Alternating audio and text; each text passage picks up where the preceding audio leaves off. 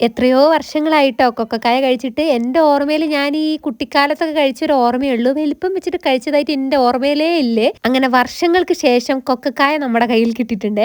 മൂത്തമ്മ നാട്ടിൽ പോയി തിരിച്ചു വരുമ്പോൾ കൊണ്ടുവന്നതാണ് കേട്ടോ. അപ്പൊ ഇതുവരെ കൊക്കക്കായ കഴിക്കാത്ത എൻ്റെ നാത്തൂൻ ആദ്യം കഴിച്ചു നോക്കുകയാണ്. ആൾക്ക് ഇഷ്ടപ്പെട്ടിട്ടോ. ചെറിയൊരു പുളി ഉണ്ടെന്നൊക്കെ പറഞ്ഞ്. എനിക്കാണെങ്കിൽ ഇത്ര അങ്ങോട്ട് പഴുക്കുന്നത് ഇഷ്ടമല്ല കേട്ടോ. കുറച്ചൊരു നല്ലൊരു മൂപ്പ് വരില്ല, അപ്പൊ കഴിക്കണം. അപ്പൊ നമുക്ക് ആ കാമ്പ് ഇങ്ങനെ കടിച്ചു തിന്നാലോ. ഇത്രയും അങ്ങോട്ട് പഴുക്കുമ്പോൾ കുരു മാത്രം അങ്ങോട്ട് ആയിപ്പോ കേട്ടോ.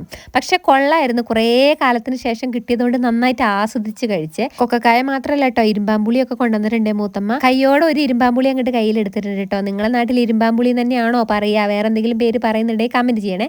കഴുകിയെടുത്ത് വായിലേക്ക് ഇട്ടത് മാത്രമേ ഓർമ്മയുള്ളൂ. ഒടുക്കാത്ത പുളി, അയ്യോ, അങ്ങനെ കൊണ്ടുപോയി തുപ്പിട്ടോ. ഇരുമ്പാമ്പുളി ഒരു എക്സ്പ്രഷനും ഇല്ലാണ്ട് കഴിക്കുന്ന ഒരാളെ കണ്ടോ? നന്ദുവാണ് കേട്ടോ അത്. അപ്പവും കുഞ്ഞും പിന്നെ വായിൽ പോലും വെച്ചിട്ടില്ല. ഇരുമ്പാമ്പുളി ഒരു എക്സ്പ്രഷനും ഇല്ലാണ്ട് കഴിച്ചു തീർത്ത നന്ദുവിന് ഞാൻ ഒരെണ്ണം കൂടെ കഴുകി കൊണ്ട് കൊടുത്തേ. അവനത് പുഷ്പം പോലെ തിന്ന് കാണിച്ചു കേട്ടോ. എങ്ങനെ സാധിക്കുന്നു ആവോ. പുന്നാരയാണെങ്കിൽ അമ്മയ്ക്ക് മൈലാഞ്ചി ഇട്ട് കൊടുക്കുന്ന തിരക്കിലാണ്. വൈകുന്നേരം ആയപ്പോ കലാശക്കൊട്ടൊക്കെ കാണാൻ വേണ്ടി പോയിട്ടോ. ഇത് 2 ദിവസം മുന്നേ എടുത്ത വീഡിയോ ആണ്. ഇന്ന് ഞാൻ പോയി വോട്ടൊക്കെ ചെയ്തേ. നിങ്ങളെല്ലാവരും വോട്ടെല്ലാം ചെയ്തോ? നല്ല അടിപൊളി കൈകുട്ടിക്കളിയൊക്കെ ഉണ്ടായിരുന്നു കേട്ടോ. അങ്ങനെ ഞാനും പുന്നാരയും വോൾഗേച്ചും സിദ്ധുവൊക്കെ അതൊക്കെ കണ്ട് നിൽക്കുകയാണ്. ആ കൊടി വീശി പോകുന്നത് എന്റെ മാമനാണെങ്കിലും ഞാൻ നേരെ എതിർ പാർട്ടിയാണ് കേട്ടോ. നമ്മുടെ പാർട്ടി LDF ആണ്. അപ്പൊ ഇന്നത്തെ വീഡിയോ വിശേഷത്തോടെ